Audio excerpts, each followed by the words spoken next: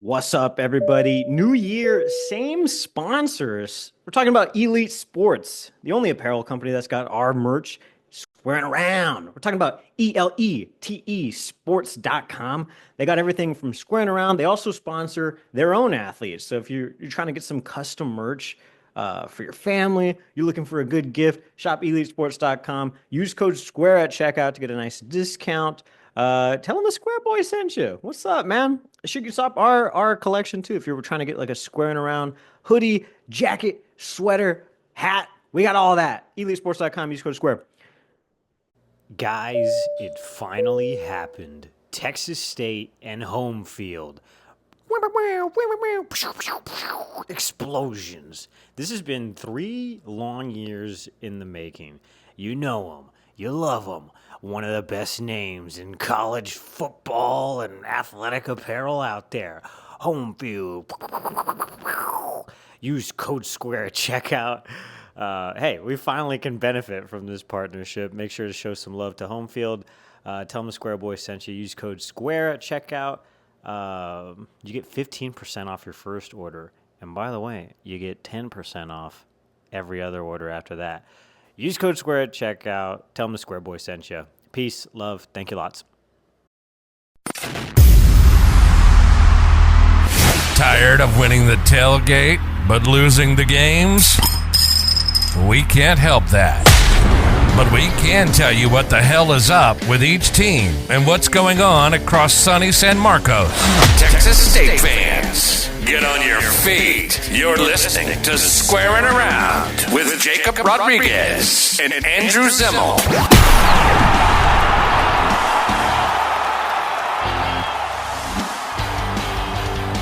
What's up, everybody? Welcome to Squaring Around. I'm Jacob Rodriguez, joined as always by my buddy Andrew Zimmel, the Texas State Sports Prez. And this week, we're also joined by the third leg of this podcast, truly, Colton McWilliams, the editor of the San Marcos Daily Record.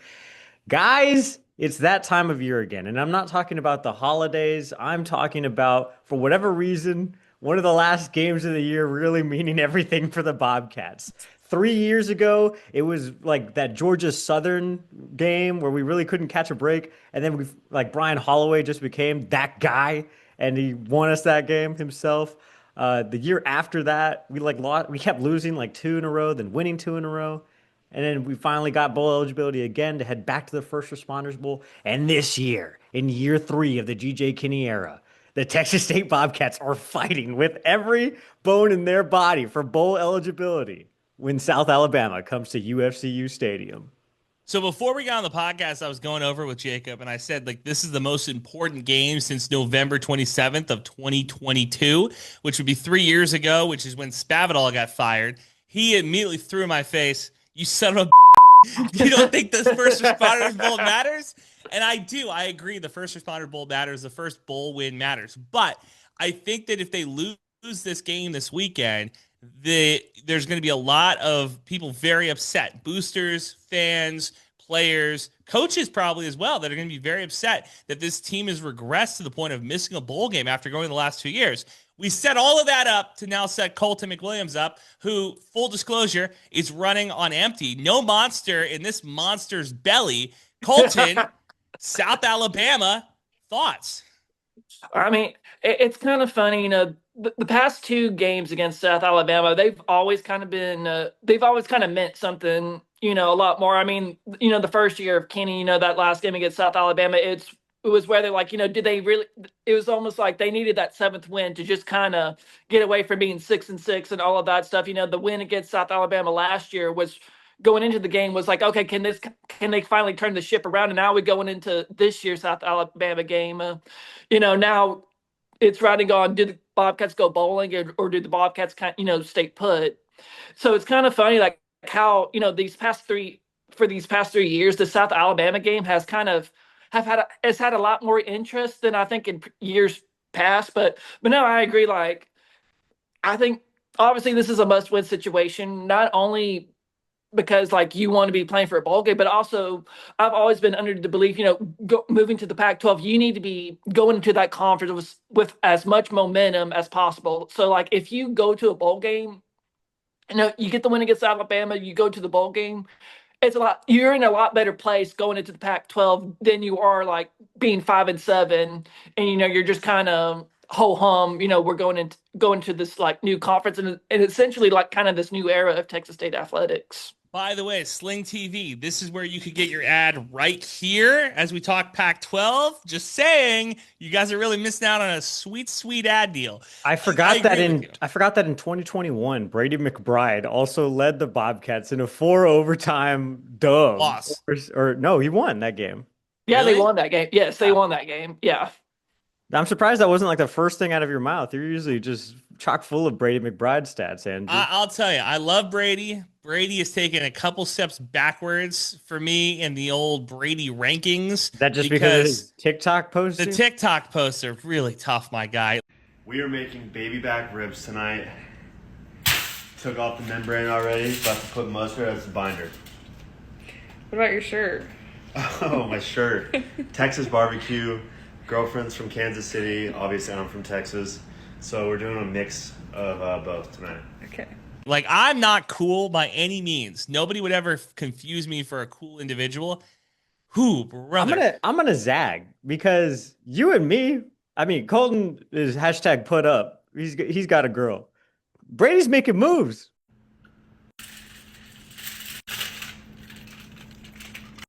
Using this Kansas City inspired rub.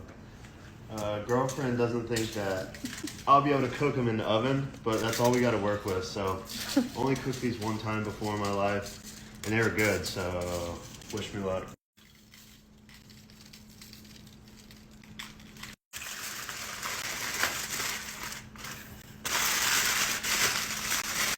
Going in the oven for 2 hours at 350. He's got a girl. He can make content online. He can make cringe content online? I don't know, man. All right, just took them out after 2 hours. Then I put down some butter, some brown sugar. I'm gonna glaze these barbecue ribs for another 30 minutes, then we'll be ready to go.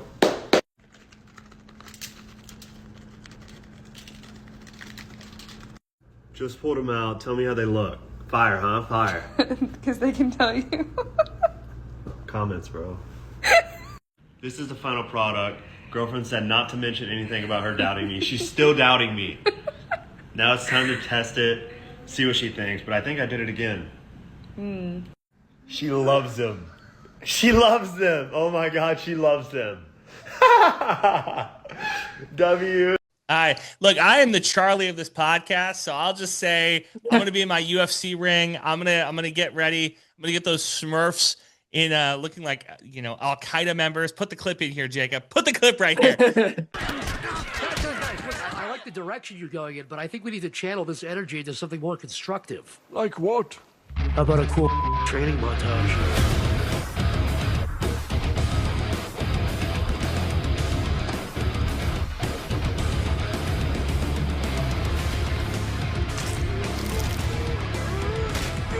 Of the Smurfs looking like they work for the Taliban.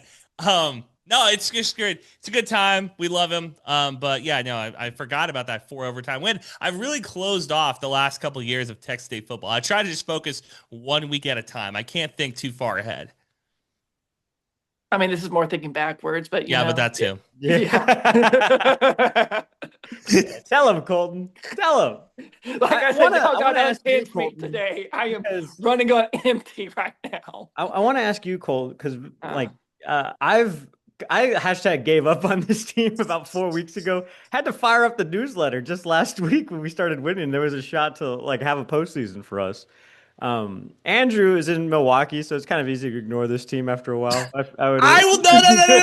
Are you freaking kidding me? I'm the only person outside of the state of Texas, probably outside of the area code of San Marcos, that has ESPN Plus and is watching this team religiously on Saturdays. I stop whatever I'm doing when it comes to kickoff, and I either pull it up on my phone or I leave whatever I'm doing and come back and watch the game in my single guy apartment. Do not put that on me. I don't know, man. Now this guy's a big time radio executive. I'm saying it's easy for this guy to tune the podcast out, It would be so easy, and yet here I am suffering with you peasants watching this game. It's just so tough. I call people. I call Jacob after losses. I call Kate after wins, and that's usually what happens. So I haven't called Kate a whole lot this year. I'll tell you that much right now. There's not a whole lot of Kate time. It's a lot of calling Jacob being like, you see this game? Actually, dude, I'm at Worst Fest. Actually, dude, I'm on a run. Actually, now I'm watching every second of these games, man. I'm telling you, I gave up. I was sick of it.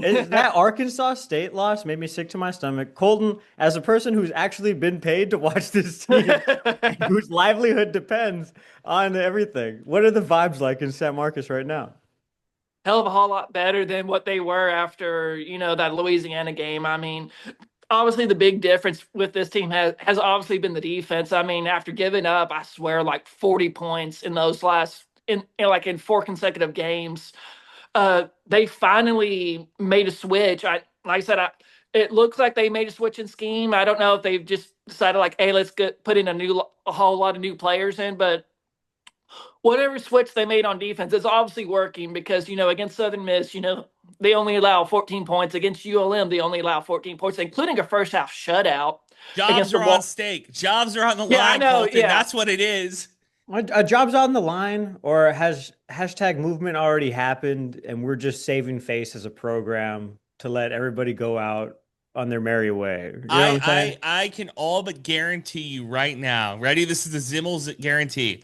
If we go bowling and win that bowl game, Dexter McCoyle, you're staying in San Marcos. Like, I'm just saying, like, he will get to keep his job. They'll be like, oh, we need to go recruit better on defense, but we need to take that same energy that we ended the season with, take it into the next season. He will keep his job. If we lose against South Alabama, Dex, get ready to learn Seguin High School football, buddy, because that's where you're headed. I guess the way I look at it, I think the moves have already been made because, like, to me, a team doesn't magically get better after giving up 40 plus games for 4 straight games, and then you automatically, allow 14 points against the Southern Miss team, which I know people say, well, they had a backup quarterback, it wasn't their, regular starting quarterback. I'm like, yeah, but like, as I had a conversation with longtime radio announcer, Bill Culhane, we've seen the Bobcats give up over 500 yards to backup quarterbacks and all of that stuff. So it's not like, so to me, I think the changes have already been made. I think. Drop. Yes. What a guy. What a way to name drop. I was talking to former longtime radio voice Bill Callahan.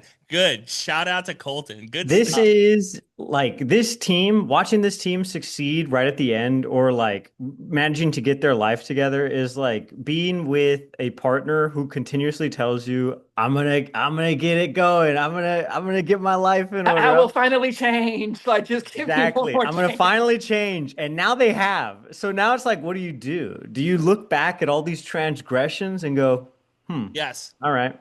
Now you're hot again? No. It's hashtag we're hot. Do you bring her to Christmas? Is my question, Andrew. Dude, I would not.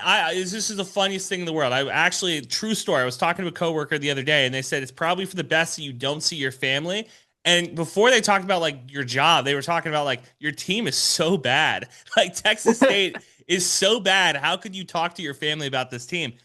They don't subscribe to the podcast, so they're living in bliss right now. They don't know what's going on. I mean, my family watches the podcast too, but they don't know what's going on. I mean, my dad, shout out my dad, he's a Bobcat, ran at Texas State with Charles Austin. He does all the things. All right, look at this. I just want to point this out. I get accused of name dropping all the time. Oh, what? Name drop my dad? What the hell? You name drop Charles Austin.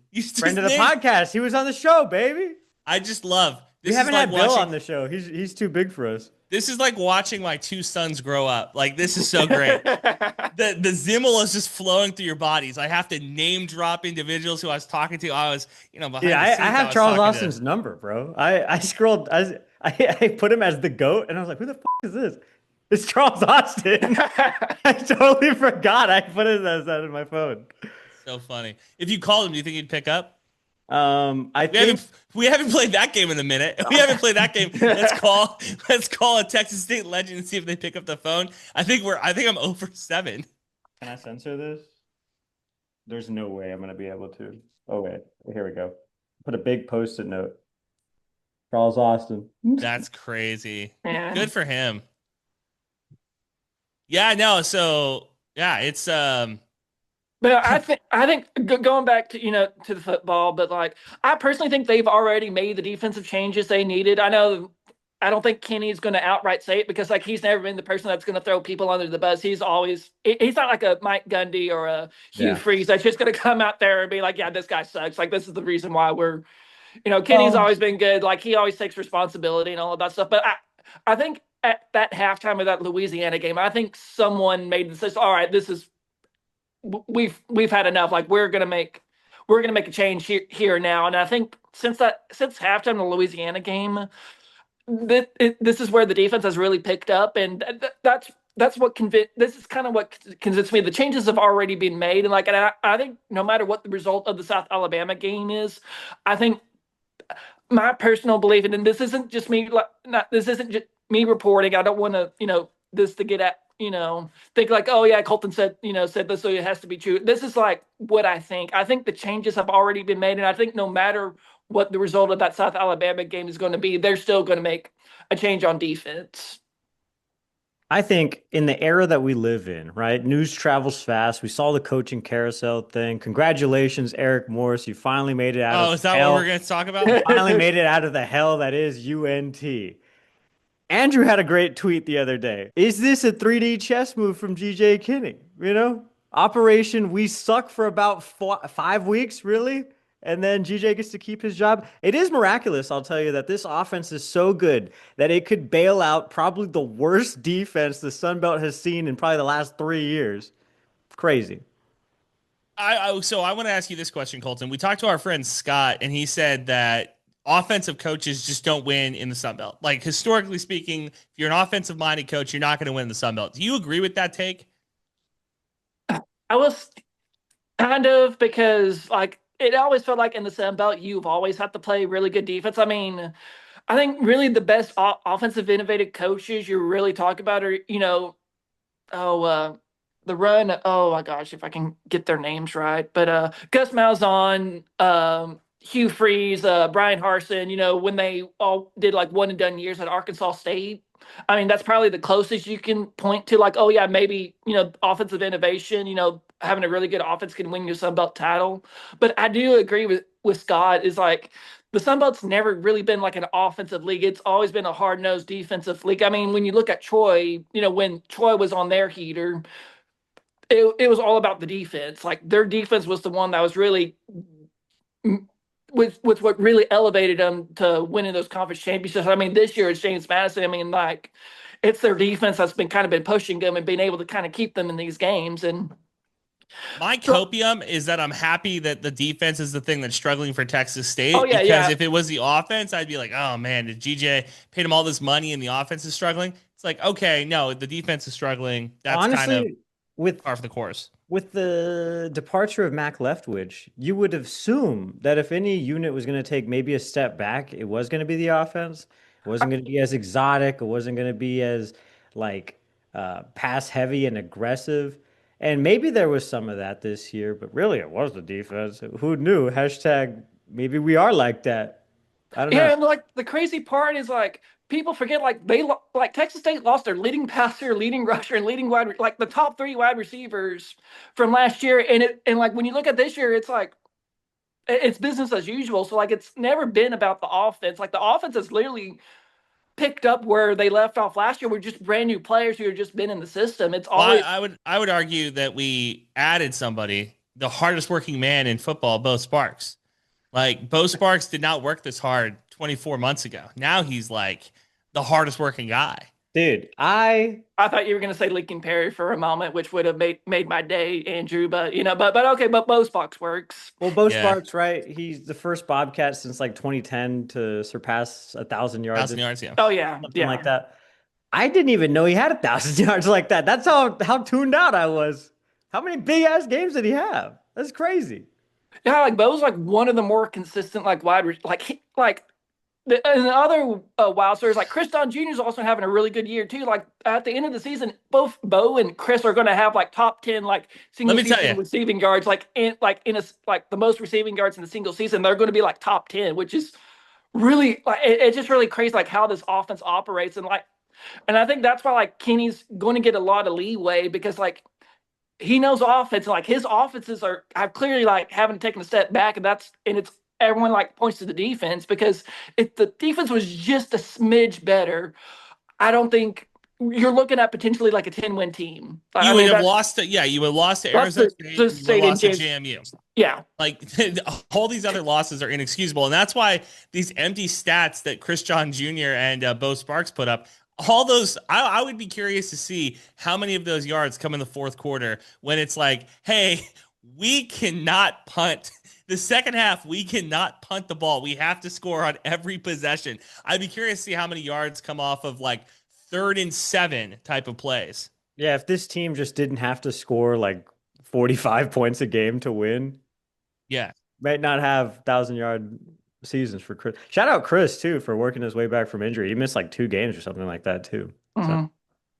And then also like the other stories, like Brad Jackson, he's closing in on being like the 3rd straight quarterback to have a 3,000-yard passing season, and like he's getting a little bit closer to breaking like Barrick Neely's like program like record of like most total offensive yards in a single season. I mean, it's like it's just crazy. Like they plugged in all these guys who learned, basically were learning the system, last year behind, Jordan McLeod, Joey Hobart and all of them. And like the fact that they were able to learn the system and just immediately like plug in and play, and the fact they're able to have like such like these record breaker seasons is just really amazing. Like, and it kind of speaks to like what this offense really does under Kenny.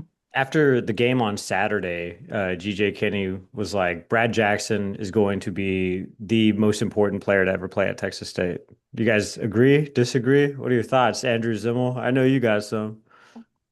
The most important player to ever play at Texas State is they played football for what, like 90 years? Like that's more than 100 years of football, yeah. Yeah, that's a pretty high bar to set. I think the most important player in Division I history, maybe, for Texas State. No, I feel like Andrew, ever. I know. I'm saying ever is a long time. I think, Ricky Sanders won a Super Bowl. Like, what are we talking about here? Barrick Neely he didn't win a Super Bowl at Texas State, though. That's the thing. Barrick Neely wasn't he a finalist for the FCS Heisman? So, I mean, like, what are we doing? Like, finalist versus winner. Yeah, to me, the two players you can make the argument for, like, the greatest, players to ever play at Texas State, it's Barrick Neely and Claude Mathis. I think it's those two players. And like I said, I guess I'm more wait and see, because like I think Brad has the potential to make that step up to be on the same level as Claude Mathis and Barrick Neely. But I need this, like, I think he just needs, I low-key want him see him stay like for another 3 years. Like, I think if he stays for 3 years and he continues to do what he's been doing, or even improves on what he's doing, I think he does enter that conversation. Not Tyler Robles, Andrew? You don't think he'll eclipse anybody in Bobcat greatness? No. I think no. Where are the projections? Where are we supposed to go bowling if we do pick up this dub on Saturday? First Responders Bowl. Yeah, it's First Responders Bowl. Really? Like, I think everyone's kind of. That's where all roads lead. We're still just going to Dallas. And I saw one, Colton, UTSA as the other team, which I was like, would be. That's the only reason I would come up from the Valley to go to that stupid game. Oh, I told my parents already. I said, if Texas State plays UTSA, I'm driving up there. We're going. Like, there's no question. Yeah. Jacob's gonna cry the entire way up. Then I'm gonna drive him the rest of the 4 hours up, and then Andrew's cheap ass is gonna probably make us drive down that same night. Yeah, 100%. Because win, lose, or draw, we're gonna have a good time. Like, the thing is that Jacob can just enjoy the ride. Like, he doesn't have to do anything. It's a 4-hour drive back. The game gets done at 10. We'll get home by 2. Relax. Like, it'll be a good time. It's miserable. Let me tell you, being friends with this guy, just like, we can spend $10 and get such a better spot. And he's like, I like sitting in the rafters. Yeah, exactly. Speaking of, this is where Jacob throw up the photo here, buddy. Throw up our. Colton, have you seen this? So yes, I've seen this. once upon a time, me and Andrew go to this wedding for our friend named Sonia. We've talked about this Yeah. ad Ad nauseum. Yeah. This summer, it was a major plot point for this podcast. In October, it was a speed bump for this podcast. We were just right over it. Didn't acknowledge anything that happened at that wedding. Anyway, at this wedding, you guys will know that they have, a photographer. They got a little thing. They got like a caricature artist, basically. So you stand and then they take We a didn't picture. know what type of caricature artist. We did Yeah. not know what It's type like of character. it's like a cartoon or something. And the one stipulation, this is an ally podcast. I want to put that out there. This is an ally podcast. We love gay people. But I was like, I just want you to know that I think it's really easy for two cartoons to look a certain way, in the eyes of the public, not even me. So just make sure we don't look a certain way. You be the judge. What do we look like? We look like we should be on top of a freaking wedding cake. I said immediately, I was like, this is tough. This That is was a tough tough look. text from Sonia yesterday. That was a tough look. If you see the South Park episode where they made Tweet gay, that's what it reminded me of. It reminded me. Pro gay podcast. We love gay people on the But pod. this is incredible. This photo is second to none, bro. Like the picture of the hair, the fact that there's blush on the cheeks, like it's just too much. They made Jacob taller. That was weird. Like it's you know what? Shout out, but golly, like those ladies knew what they were doing too. Like they knew what they were doing. They saw us take the picture. They were like, because we said, "Can two guys take this picture?" And they were like, "Sure." And we were like, "All right, now." But like, I sure? was like, wait a minute. And I looked them in the eye. I was sober for this conversation. I looked them in the eye and I said, hey, you better not do any funny stuff with this picture. No funny stuff. No funny business. Some funny business. All right. We got to wrap this pretty soon. I want to talk about Eric Morris going to Oklahoma State really quickly because this felt like the obvious choice for Oklahoma State. It was funny when could it be GJ Kenny? Could it not be GJ Kenny? And I had to be the voice of reason that said a bag is a bag is a bag. You see what happened here. UNT season's not over. Oklahoma State threw a ton of money at him and then was like, guess what? The week of your game, we're also going to announce you're the next head coach. So there's no honor among thieves. And the NCAA is a bunch of thieves. So I just want to get that out. How much money do these guys need? These guys are already making millions of dollars just to coach football in a nice city.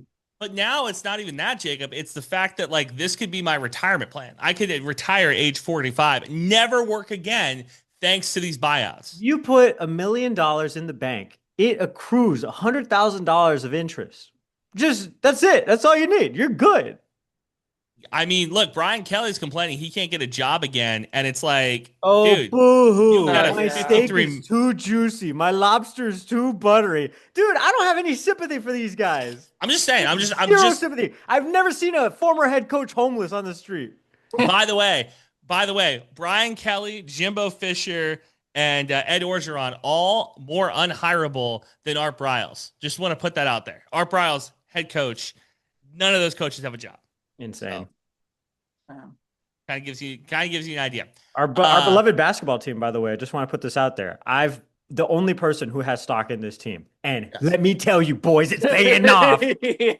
No, it's not. Relax. You should not be excited or disappointed in any wins or losses prior to Christmas. You're getting excited for a team that is doing nothing yet. They're finding their rhythm. Just relax. They're like boxers. They're figuring it out. The freshmen are growing up before our eyes. Everybody, in 4 years, you better be at these guys' graduation. A 4-year commitment? I have to watch 4 years of this team? TJ might not be the coach in 4 years. He might not be the coach in 4 months. Like, Sign him right now. Sign him right now. Dude, I am so here's the other part. Texas State fans, true believers, watch any of the Pac-12 teams we will be playing next year and then take that team, those teams that we're going to be playing, compare them to what we're playing. So far, it's mountains and valleys difference. Yep. Gonzaga will put 1,000 points up on us in our arena. Listen, that's a future Jacob problem. Right now, let's just enjoy this victory lap that could be the Sun Belt. Let's enjoy this 4-star recruit that we got. let's just enjoy some good for basketball because there hasn't been a lot of basketball good. Sling TV, we're looking for you as a partner. Come, that you're the official partner of the Pac-12 because it's on Paramount, it's on CW. I just come to the Texas State podcast. Indian Cable Box. If you guys want to advertise and not steal my credit card information. Finally, Thanksgiving. Happy Thanksgiving to both of you and yours. Good, very, very excited stuff. Black Friday, home field. Use code SQUARE at checkout. Get 10% off. Look at this. Hey, and there is there's like a membership deal or whatever for home field. People were saying that, and they were like, "Hey, code SQUARE doesn't work. Just check out as guest every time and just pretend it's the first time you're doing it, and you get that 15% off, baby." Scam the system. Scam the system. Hang on, pause right now. Pause. Who cares if they're a partner of the podcast? Who cares? Hey, Hey, look at that. Whoa. There you go. That's you home go. field apparel. I love it. Colton McWilliams, he's got the shirt. He used Looking code good. whoop at checkout though. Probably. Did he? I use code WOKE. That's how I get all my gear. 100% off. Government code- subsidies, baby. Use code ZIM. Use code tariff. You get $2,000 in your checking account. Use code FILES and you'll get you get Use 2,000 code for- first responder. code suck for a month at checkout. Code PSYOP. Code 3D chess. Call ZPAC numerals 1-2 at checkout and you get Zombie Pac-12. No, that joke didn't land. That's fine. Call the Zimmel Protective Services, ZPS. We might need the ZPS after some of the stuff that we'd be getting into. Good. Any big Thanksgiving plans is how I kind of want to wrap the show. No, dude, I am working. I'm in charge this entire week. My boss actually burned his hand on a pizza. So I was thrown into the. What are you working at the Simpsons factory? You got Homer Simpson as a boss? Listen, you don't ask questions when you're the low man on the totem pole. You just rise to the occasion. All right, Colton. Yeah, we're spending Thanksgiving, and then we got, high school playoff football. The Rattlers, first time since 2006, playing in a regional semifinal, going up against Austin Vandergrift over in the That's a Alamo loss. Dome, which is crazy that two Austin teams were able to book the Alamo Dome over a playoff game over two San Antonio teams. But hey, it is what it is. But no, like I said, playoff football, high school playoff football Friday. Bobcats. We're gonna see if the Bobcats can make a bowl game on Saturday. So, no, to me, this is the best time. This is the best year for football in general, especially in the state of Texas. Because you mean high school football, during this time in the playoffs, Clock him, folks. He's an A&M fan. Clock him. I'm just saying. He's like, oh, I'm really excited for Friday's game against the Longhorns. I know where this guy's head's at. Oh my God! You should see. I'm over here, here I am trying to watching the audio version of this. Yeah. Anywho, ignoring the Aggies, we're gonna put them to one side. Like I said, I'm really excited about this Rattler team. I mean, it's one of the best teams they've had in quite some time. I mean, the defense is playing at a high level. If you think, like I said, I think they got a fair shot against Vandergrift. I know they're defending state champions, but I think the Rattlers are playing some really good defense, some of the best defense we've probably seen in 25 years. So it'll be an exciting time at the Alamo Dome. And yeah, Texas State, I mean, one final shot to make it to a bowl game. These games in the past seasons have been, high shootout, lots of points. I'm kind of expecting it's going to be the exact same thing, just a lot of points being scored. But yeah, this is the best time of year. Everyone's playing their college football. Everyone's playing their rivals. That vaunted Texas State, South Alabama rivalry we've always talked about. But yeah, but no, this is the best time to be a football fan. I mean, when we talk about high school football, I mean, the best of high school are playing this weekend. I mean, when you make it to regional semifinals, you're considered to be you're part of one of the 32 best teams in the state. I'll take it. I'll wear that patch on my letter. I mean, there's 7,000 schools in Texas, so yeah, that's huge. Dude, I was crushed. McCown Memorial got the piss beat out of them by New Braunfels. Those damn unicorns, man. Yeah. And guess where that game happened? In Corpus Christi, Texas, my old stomping grounds, man. Womp, womp, womp. Do you have a score prediction for Texas State, South Al? Whoever has the ball last is probably going to win. I mean, like with this team, you can't really predict like what this team can do because like I was like, oh yeah, and they beat Southern, right? I know, like that's what. No, that's kind of where I'm with this team. I'm like, you kind of just throw everything up in the air, and you're just like, oh, whatever happens at this point because like you really can't predict like what. Because like I don't think after the Louisiana game we would think, oh yeah, the next two games they're going to hold their opponents to like 14 points in both games. I don't think. Andrew, here it is. We're going to need a Christmas miracle for this defense to get a bowl game. If it happens, I want Tiny Tim and the stupid turkey to come out. God bless us, everyone. We're going to the First Responders Bowl. Again. 37-30. That's my prediction. Okay. Well, 37-30 Texas The last State. two meetings between these two teams have been one-score games. So I think you guys are right in the same neighborhood. I'm going to repeat last year's score, 45-38, Texas State. High-scoring game. Have fun. Gobble, gobble. Thanks for listening to the Squaring Around podcast. Possibly could be on our last run here, folks. So listen to every episode. Thanks for squaring, everybody. We don't need no badges. I don't have to show you any stinking badges. Better not come any closer. Thanks for listening. New episodes out every Thursday. Follow the boys on Twitter. Eat 'em up. Eat 'em up.